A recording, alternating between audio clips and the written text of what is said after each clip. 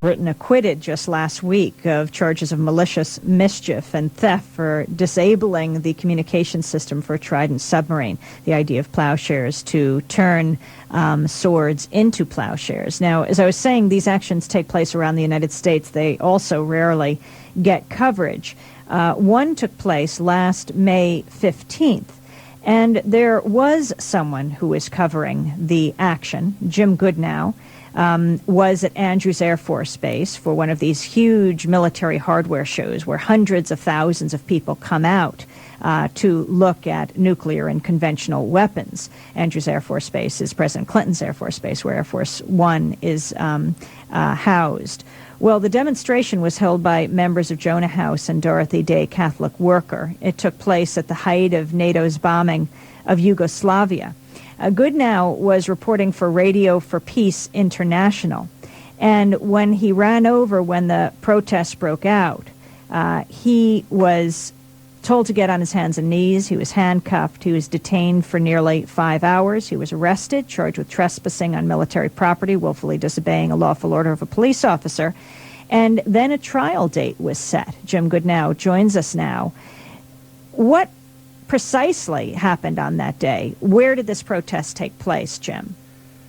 Amy, the protest was on a display area of Andrews Air Force Base. At the time of the protest, I was approximately 100 yards or more away, and I noted some commotion out of my peripheral vision. Some white helmets were going down and whatnot, so I ran over there, turned on my recorder, and announced that this was Jim Goodnow reporting for Radio for Peace International. There seems to be something going down here, and as I got into the area where the commotion was, I was abruptly ordered to my knees, and I was grasped from behind, and handcuffs were slapped on me. Needless to say, I left my recorder in the on position, and everything that was said and therefore followed after that was duly recorded on my tape at that time. I can distinctly remember being on my ground there, and people going by, the public and baby strollers and all, and a voice coming out behind me from one of the colonels that had searched my van a while before. They spent about an hour searching my van before they allowed me onto the base, and he yelled out, "Mr. Goodnow, why did you lie to me, Jim? Why did you lie?" And I felt like responding, but of course I didn't at that time, and I was ushered onto a bus with the demonstrators that held up some rather interesting signs, and they were reciting a liturgy. They were, of course, as I found out later, Phil Berrigan, Liz McAllister, Coretta Warren, Susan Crane, and Katie Krolik and Art Laff, and some of them were from Jonah House in Baltimore, and some were from Dorothy Day Catholic Worker in Washington, D.C. This is very interesting, what happens to people who try to report on these actions, because last year, at about the same time, in May of 1998, Jeremy Scahill, who was then the producer of Democracy Now!, and I went down to Andrews Air Force Base. We had been tipped off that a plowshares action was going to take place, and there a group of nuns and priests hammered on a B-1 bomber, and we recorded it, and we also were held incommunicado for 6 hours.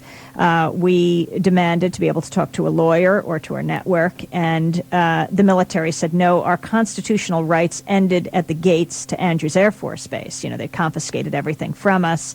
They then brought in JAG and FBI and military intelligence to investigate us. Ultimately, they released us, confiscated our equipment, and they issued a ban and bar order against us for 2 years against going into Andrews Air Force Base or any of its satellite bases. Clearly, this being done to intimidate us. We can go as reporters to cover these situations. Now, we had lawyers, and we ultimately won, and the ban and bar was lifted. Mike Wallace once was tipped off to a plowshares action. He went. He was taken in for exactly a second, I think, and then he ultimately was freed. Of course, he worked for a network that was owned by one of the largest military weapons manufacturers in the world, Westinghouse. But Jim Goodnow, you weren't so lucky. You actually were arrested, charged, and you were facing trial. How did you get out of it?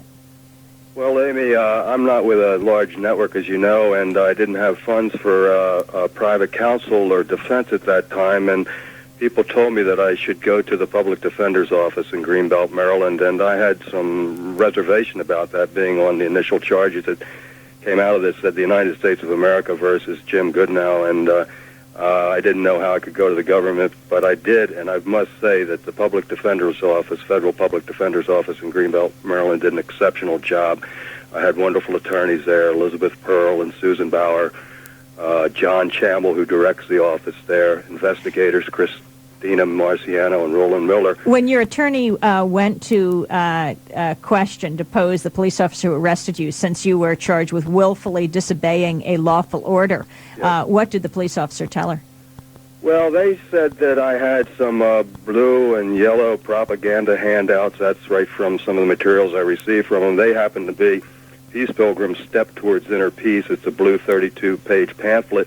Incidentally, Peace Pilgrim was on the cover Library of Congress calendar in 1996, celebrating the Year of the Women, and it says Women Who Dare with a picture of her on the Library of Congress calendar. I don't see how that can be propaganda. The other material I think they were referring to is a yellow and black pamphlet. Says, Welcome to the March, the National Mall of Washington, D.C., September 26, 1998, coming together to conquer cancer. Now, yes, I was down on the mall, and I participated in that march. I lost my lady to cancer back in 1988, and I thought I had a legitimate reason to be there, and I don't think that's propaganda handouts. They also, just to take away our constitutional rights of being able to exercise the First Amendment is a very chilling effect.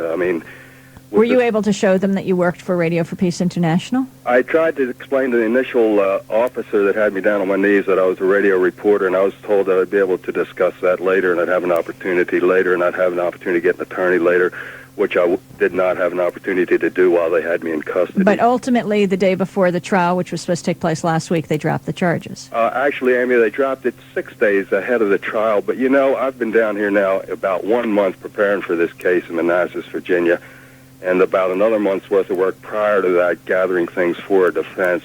So, ultimately they had an initial frame here of where I could be imprisoned up to 6 months when the investigators pointed out to the Air Force that they didn't have a very strong case. They tried to lump on some other charges. I was told this by the Public Defender's Office, and they had to go and explain to the Air Force that that's an illegal procedure and whatnot. This is... Well, the Air Force obviously deals with this a lot, as they took us and held us for 6 hours and held us illegally, in the end forced to apologize for it, etc. It's clearly done to intimidate. But what happened to the activists? We just have 15 seconds. Well, right now, I don't know. I guess their case is still pending, but I would say at the same time that this was going down, you're speaking of legal issues. Of course, there's a lawsuit in Congress now challenging President Clinton with illegality of the bombing there. This is 17 members of Congress, Tom Campbell. It's another thing we don't hear too much about on the press, when we go into the courts. That's Congressman Tom Campbell and also Dennis Kucinich of Cleveland. Exactly. Well, I want to thank you very much for being with us, Jim Goodnow, who is now not being tried as the military dropped the charges against him, but sending a clear message to others.